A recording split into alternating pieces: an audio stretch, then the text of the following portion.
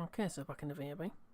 This is the first research satellite. Well, technically, it's not the first it's first science satellite of sorts, but this is the research sat. We've done science sats before, but this is the first time I've used the actual research core, and this has to be set up. Module type and frequency. So attach that, rigid attachment. What that does, if you notice here, that's the obviously the orbital specifics. So we've got set module type in editor to 1. This particular one is 1, and frequency for let's say 11.5. Use core type research. This is the research core. Module type is 1, and set frequency is 11.5. You get different settings, and if you get it wrong, you can't modify. Once it's actually in orbit, you can't actually modify these settings. So if you do it wrong, you have to start again from scratch.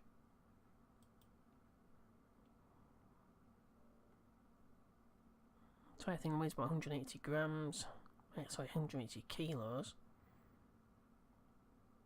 Transmit efficiency is 80%, so it's not getting 100% of the science in any of the areas. If you do a right click and send the science that you get, as well as complete the contract. So it always leaves some science behind. Alright, this is the Thought one again, augmented with the 4 SRBs, caster ones. It's a useful, cheap launcher. So we're launching from Omelek Island again. This has to be 9 degrees within certain levels of tolerance, 9 degrees inclination from equatorial. And the descending node has to be at 99 degrees, I believe. The ascending node is 99 degrees. So longitudinal node, that's pretty simple to modify. Especially with as much RCS as I actually have. And I've used Aerosine 50 and NTO, or nitric tetric oxide, and Aerosine. And it gives me 3 minutes and 1.8 seconds. So I put the 1 collision thruster, which is very useful, using that again, along with the RCS. All set to use. Does that just show me? Yeah, of course it does. Aerosine 50 and NTO. And the 1 collision thruster is set to the exact Aerosine 50 and NTO.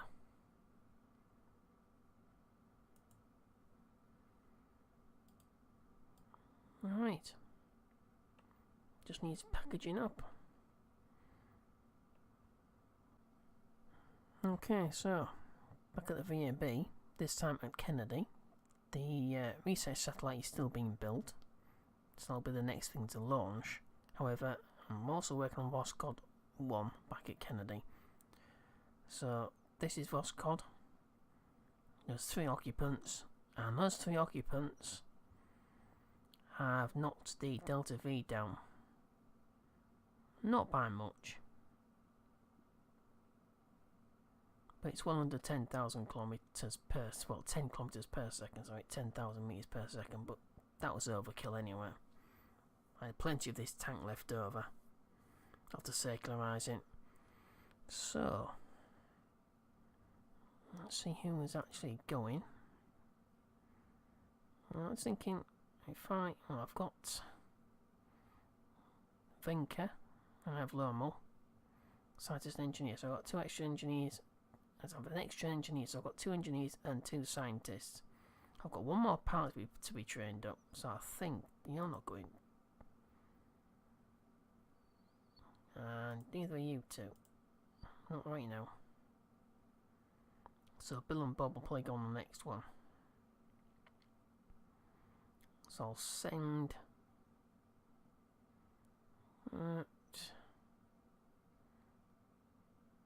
Jib's already been, so Well, so's Valentina. I'm going to send Hillmate with Valentina. And I think I'm going to send Bill. So that's an engineer and 2 pilots. That's only because it's going for itself just accelerate, getting him trained. So I've got engineer, construction ships in the field. Right. Let me just... So I've just augmented the lift a little bit more. Obviously, it's down to 0.98. And the reason is because I increased the fuel in this tank by a tiny little bit. It shouldn't be too much of an overburn. You could probably go a good 30 seconds over the 7 minutes and still be relatively sort of sure. But as we've seen, these boosters tend to sort of not really sort of be all that reliable. Alright, so I've got 9,309 meters per second over a 2 minute and 10.3 second burn. That's from this as well. That's the thing, that is including this stage. I've got 2 minutes worth of fuel, so I could easily, if it's required, I can use this just to circularize the orbit, just to get it above the atmosphere, just so I can qualify as an orbit, stay in orbit for a day, and then that's that one completed. And I can take a look at this launcher and see exactly how to augment it a little bit more.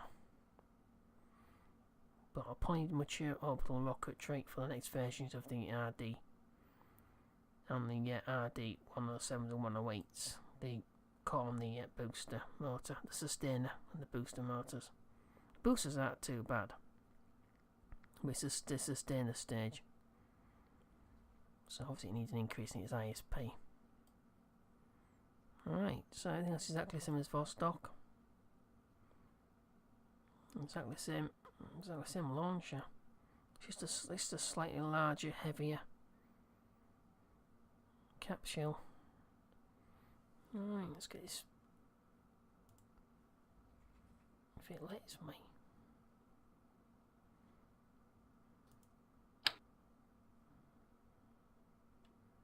So that module there, the service module you see right now, that is filled with nitrogen. That is just nitrogen. Half of it is nitrogen, and half is Tonka 250 and whatever the other fuel is called. Let me look at this Tonka 250 and AK-20. So it's got half the tank full, but the other tank inside the service module is full of the 2 bipropellants, AK-20 and Tonka 250. Only the service module outside has got half of it filled with half and half, 50-50. That's why it's got 2 minutes and 2 minutes and 10.3 seconds worth of burn time on the service module. So it's got a significant amount of extra fuel. That's probably one of the reasons why it's weighing a little bit more than it should. Right, with only one occupant, you'll probably have a lot more delta, about 11,000, just like the Voskhod had. But unfortunately, can I have that? If it gives me it. Thank you. What the devil's happened here?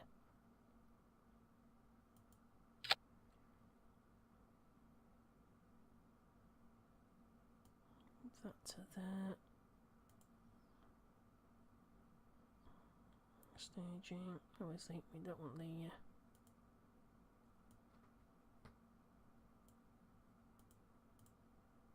So the phone will go sometime after the boost and before the second stage ignites. So I've got 9 days, 1 hour, 90 minutes and 36 seconds. I'm going to launch from here because it's slightly larger. It's a little bit too high and its clamps. It won't make much difference that.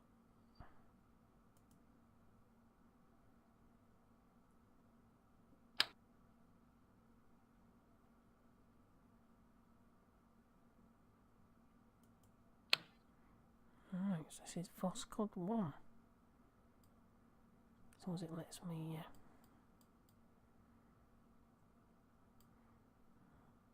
So that's another 9 days. I'm not going to... just like the last launcher for the research set. I'm not going to recycle parts anymore. Not at this stage in the tech tree. They're just not reliable enough. Alright, let's head back out. Okay, so we have Voskhod 1 being built here. Already 9 days. So I'm going to head back to Omelek Island. And we're going to continue the launch there of the research sat. So let's head to Omelek Island. Okay, so back at Omelek. And I've upgraded the facilities, so now it's we have 8 build points for one of the player bays. Second bay's only got 6 and the third bay's got none. But it's just enough, just like it builds faster than the Voskhod spacecraft. I'm going to launch this first, then concentrate on Voskhod. So 8 hours, no sorry 8 hours, 8 days, 21 hours, 4 minutes and 30 seconds. Let's roll forward. This has to be an inclination of what, 9 degrees, so practically on there already. We'll need hopefully a tiny amount of adjustment, at least for the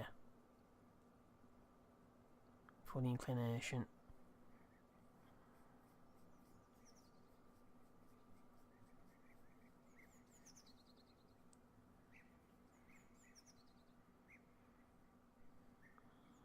Okay, let's go ahead and roll it out. Be 4 hours. What time is it? Should just be coming to... Oh, so Voskod's going to be finished before this is rolled out. So Voskhod is ready to be rolled out. Should just come to morning. Will it?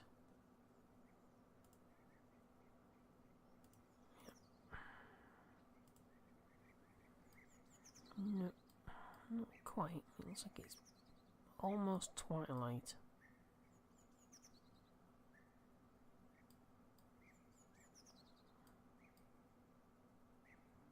I think it's about twilight, isn't it?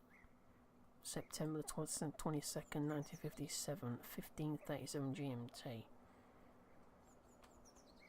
So I'll roll it forward. Well, there we go. That's a nice day. Must be with the Pacific, I suppose it should be. A few clouds over there.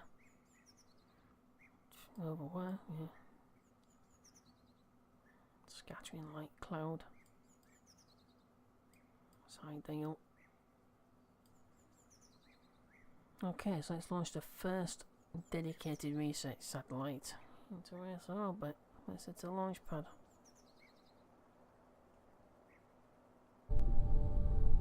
Okay, welcome back everybody. This is Omelek Island's launch pad, surrounded by water.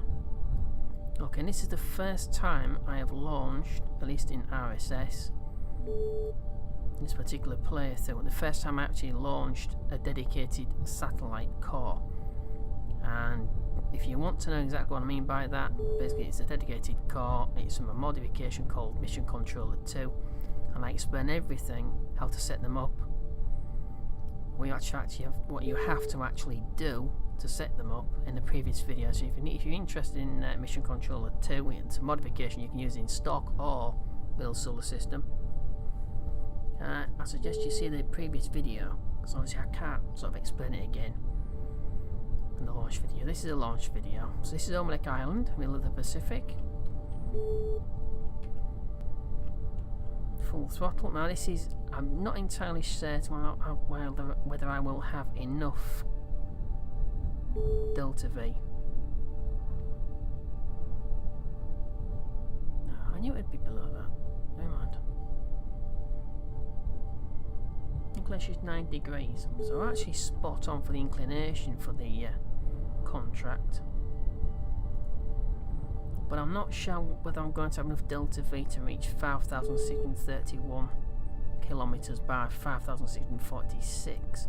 So it's got to be higher than 5,646.223 kilometers, but it's got to be lower within 5,631.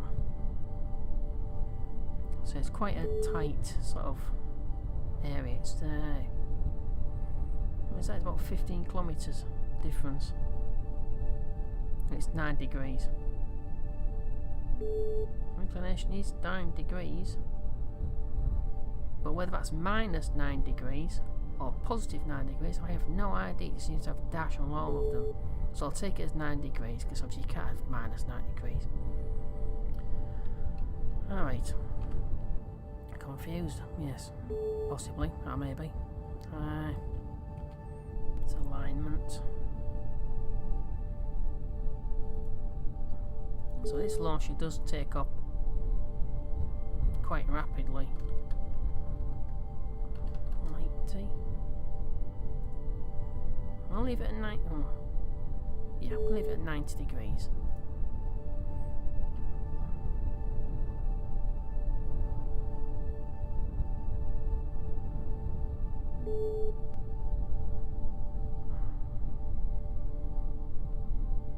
Oh, the top view lights were actually working.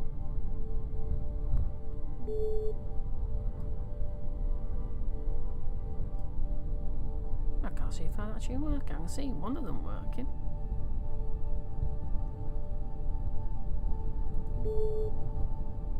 Yeah, they are working. Just can't see in direct sunlight.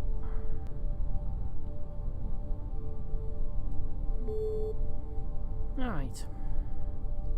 As I said, I'm not sure whether this is going to be successful, so I'll try and deliver into a standard orbit and then just push the apogee as far as the first stage can push it. But I'm not sure I'm going to have to have enough delta V to actually succeed in this. I think I may have miscalculated. I've got 10,800 or so delta V, I believe. So 40.5 meters. Okay, so here we go then. 3, 2, 1.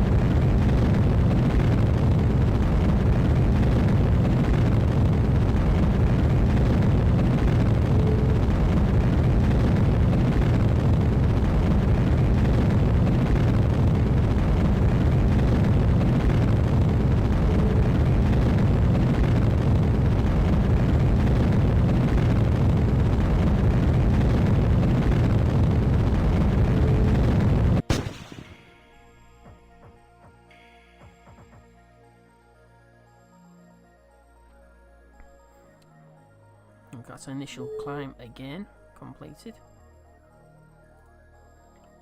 Bottom the throttle out.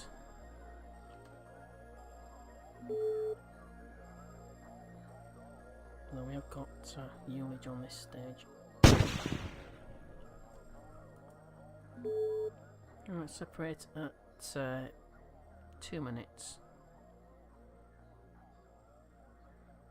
Ullage and ignition. So that's 7 seconds.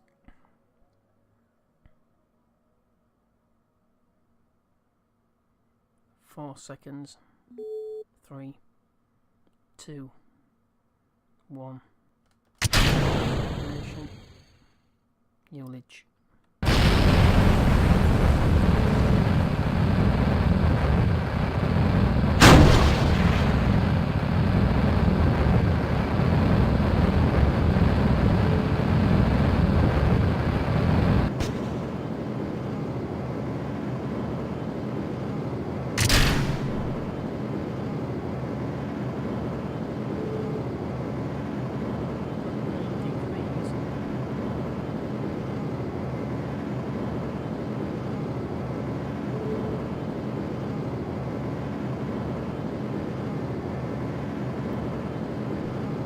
So I don't know if we're going to have enough delta V to reach the specified altitude.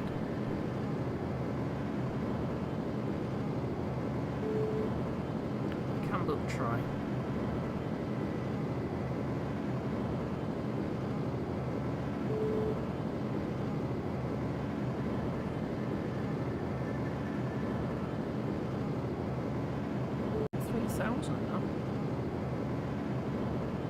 So about 5,500 kilometers, just so I've got enough. Oof. Damn. So I have actually got enough delta V. Not much in the way of margin for error though. 24.76 and 38.03. RFNA 3 and UDMH left.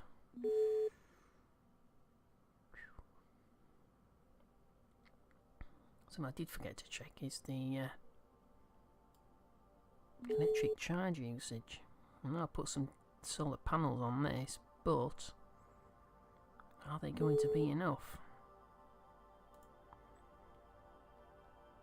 Right, so what's the specified orbit? 5631, less than 5631. Of course, when they kick the apparatus up, probably higher than that. So it's a good idea to let this go. And we've got 1 hour and 12 minutes, well just over 1 hour, well just under 1 hour 13 minutes actually, it's 50 seconds.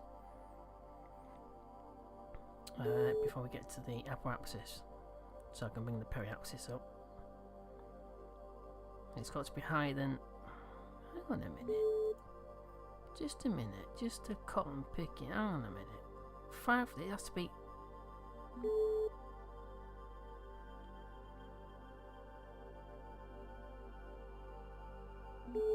Oh, right, so it's gonna be.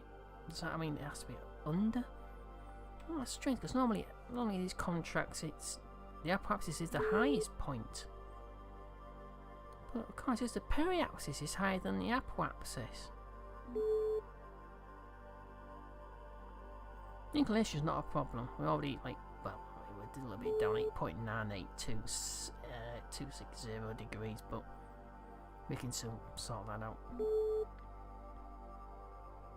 Longitude of ascending nodes 99 degrees. Again, use radial in and radial out to move them clockwise and anti-clockwise. So that's not a problem. Yeah. I'm going to have to see whether the logic gate's correct on this contract. It's got to be within. I'm gonna assume it's got to be over 5631. That's what I'm going to assume. But it's going to get kicked above that anyway. I'm going to have to correct that in any case. I'll have an extra ignition. I've got 1 more blah blah blah. put my teeth in. Alright, I've got one extra ignition on this motor. So I'm going to shut it down, because I don't need... Might as well use the fuel that I've got left. So it's got to be above 5631. And it's got to be below 5646. Either way, it's what is that? It's 4. It's that's 6. That's 15 kilometers. Not much mistaken. Only I'm much mistaken. I didn't actually close that. Thank you very much. So either way, I've got 2-4, and that's starboard propellers. It's not going to boil off like liquid hydrogen or oxygen for that matter, which is the only problem with using those two fuels. Which is why for my nuclear engines I'm going to see if I can use methane. If I can't, I'm going to take a look at some pages from NASA and JPL, Jet Propulsion Labs, who have been doing tests of nuclear engines, thermonuclear rockets, or thermonuclear rockets, yeah, TNRs. Going right back to the 1950s, I think, late 1950s. I'm going to take a look at some of their paperwork and see if I can add put that fuel in. But that's way into the future. I don't even know why I've mentioned it, to be honest. Right, so that's the booster, that's the SST into station, that's nothing. So that's the first stage back, again nearly as good as SpaceX. Except because they're not flyback boosters, you just go back on parachutes. Right, so I've got one ignition remaining on this motor. I'm going to keep pushing the prograde. I'm not going to do anything else just for now. I don't want that inclination going off much more. So up to 8,000, nearly 8 3/4 kilometers a second. Let's go through to the... I haven't activated the RSS yet either, which I won't do until I need the ULI to ignite this DG in a stage. So something you have to do, you have to burn exactly at the node, the manoeuvre node points, as in the apoapsis or the periapsis, in order to not move the other at the opposite side. So if you burn the periapsis, you don't want the periapsis moving as well. When you're burning at it, you want the apoapsis to move, and vice versa. When you're at the apoapsis, you want the periapsis to move. You don't want the apoapsis to move. So you're gonna have a lot of TWR, which is why it's quite tricky. I'll probably explain that before, just in case you're new to this playlist. If you're a new viewer. Too close. Not low power. No, what? I need it coming around. Just get on with it.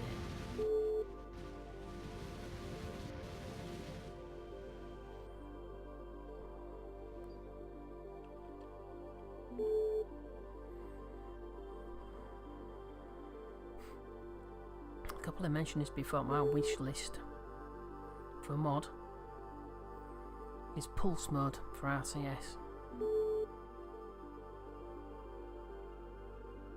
That's lacking. In fact, it's very much lacking.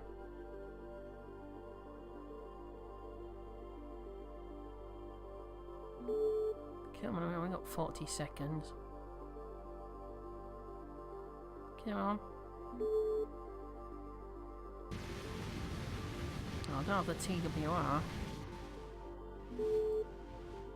Alright, so just going to empty this stage out. If it lets me move the damn thing. It says very stable, but like I said, I don't trust it. So I'm gonna throttle up.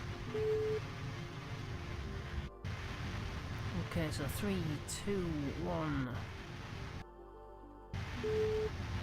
I forgot to activate the damn engine.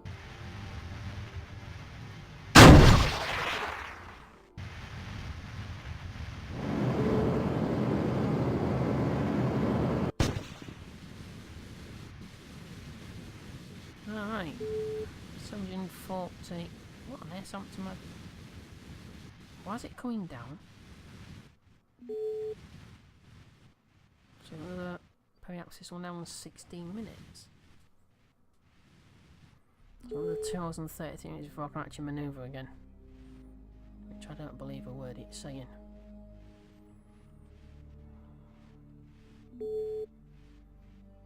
Alright. Don't believe anything it's saying actually. No. Because you can't believe a word it says.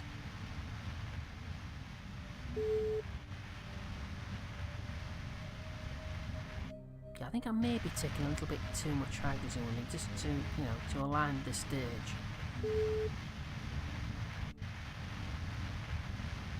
And then, of course, ullage.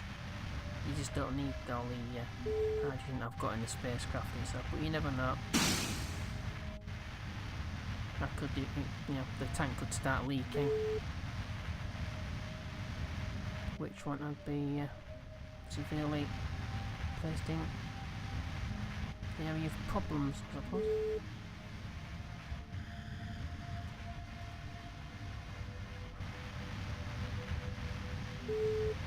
But of course, with all this mass and everything else, there's no way I'll be able to sort of manoeuvre properly. That says it's off, so I'm going to separate. 3, 2, 1. If it lets me. You let me? Thank you.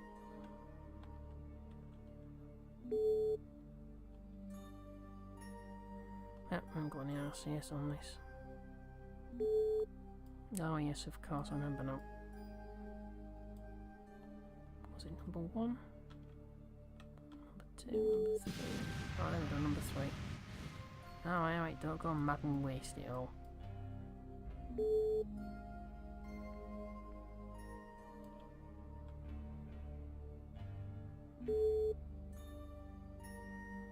$5,542.9 kilometers.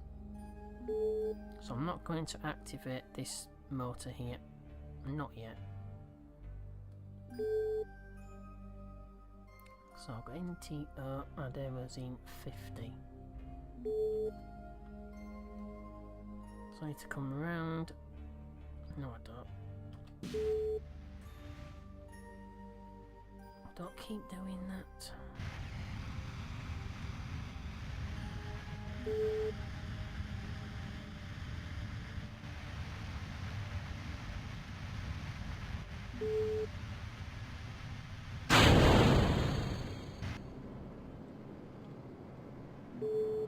Keep pushing up until I'm somewhere near 5,500 again with the periapsis. But obviously, because the periapsis has moved, we've moved past the periapsis, we're going to have to start to affect the apoapsis too much.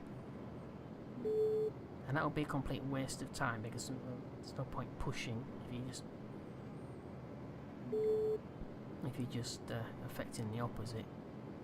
Well, so you have to affect the opposite. I mean, you're affecting the periapsis. Well, I want to affect the periapsis, not the apoapsis. So we've gone past the apoapsis. Not by much by looking at it, though. But it's far more efficient to push at the apoapsis rather than any time past it.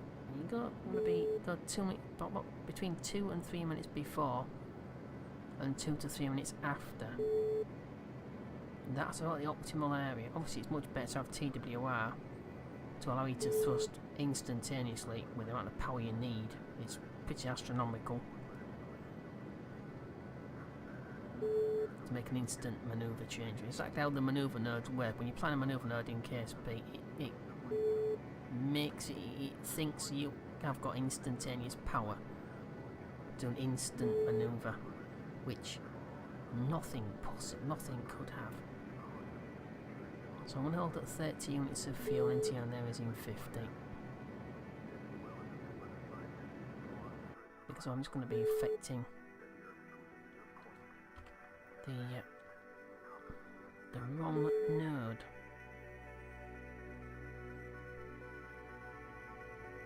Would appear the light's flashing. That's interesting. The light's actually flashing can actually charge up the affect the solar panels. Never seen that before.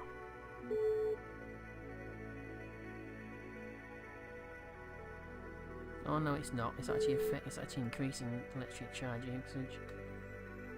Never mind.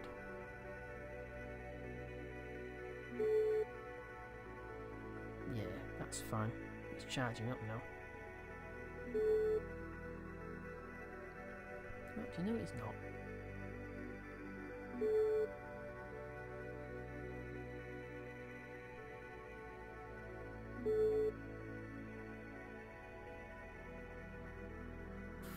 It's a periapsis, but it's the apoapsis I want to be manoeuvring at.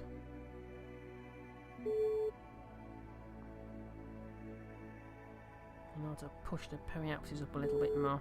We're almost halfway. We're almost halfway out of fuel as well.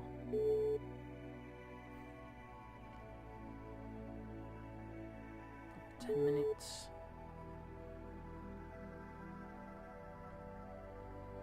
Right, so I'm going to put on low power. Yeah, don't waste it. Whatever you do, just don't worry. Can't afford to waste it.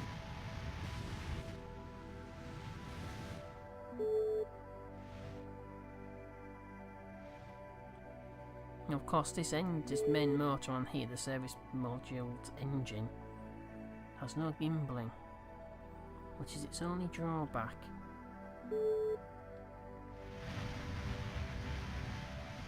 You see how much is affecting periapsis.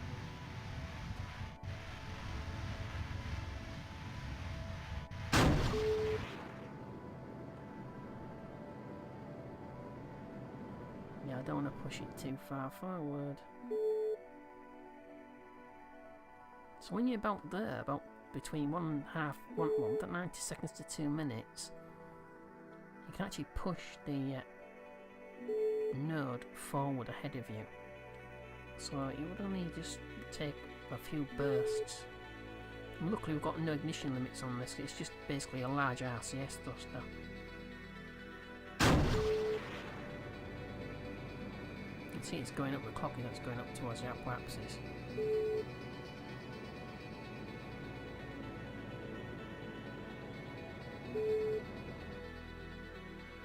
Get a little bit closer.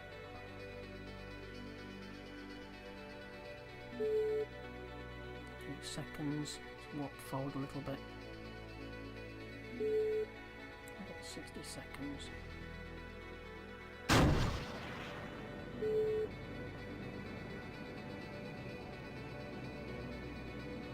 3,000 kilometers.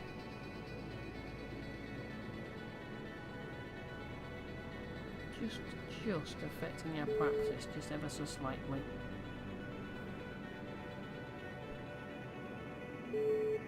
We're less than 0.01 off eccentricity by target as well.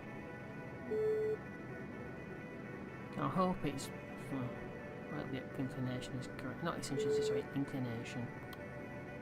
That makes it between eccentricity and inclination. 50 seconds from the node. Yeah, just starting to count upwards again. 14.4. Yes, I could have put some more fuel in this. I'll have to remember for next time. I'm going to move about 35.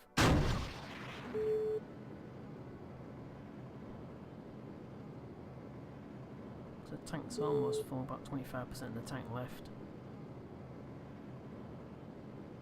TWR's gone up.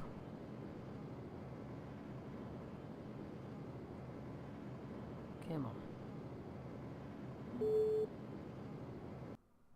Okay, well, unfortunately, that's a fail. Longitude of ascending node is only 15.7 degrees. And I'm at least, I'll say, not too far off the periapsis, which is 5,600. Periapsis, hold on a second. Yeah, 5631, 5646. About 100 kilometres short of the apoapsis and the periapsis. So I'm slightly short of delta V. However, I am also pretty short of longitude. You have to have plenty of fuel to be able to modify the longitude of the ascending node as well, which is 90. See again. Jeez, longitude is 99 degrees. So I don't strictly know what the sort of margin for error, but it's between 100 degrees. So I say between 90 and 109 degrees, something like that. So maybe 10 degrees out. Yeah, inclination is fine. So launching from Omelek is fine. That's okay. Alright, so I just have to try again. I'll build another one. Just have to keep trying until we succeed. Well, I've got the signs off this part at least for now.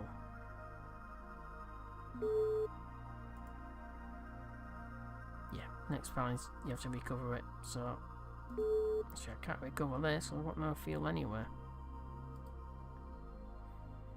Alright, so unfortunately that is the end of this particular mission.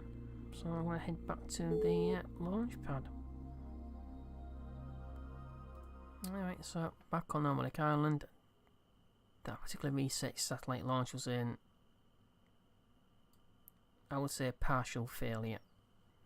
Didn't quite have enough delta V to reach the specified orbit, not even the altitude. And as for the other stipulated requirements, the 9 degrees inclination, that's fine.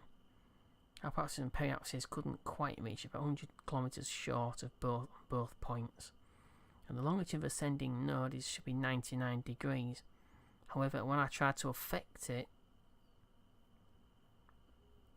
I noticed it wasn't being affected the way I thought it should be. So unfortunately, I'm going to have to take a look at this requirement. Delta V, I can add delta V on. I hope I can anyway. Alright, so unfortunately that was a complete failure. So next up will be Voskhod 1.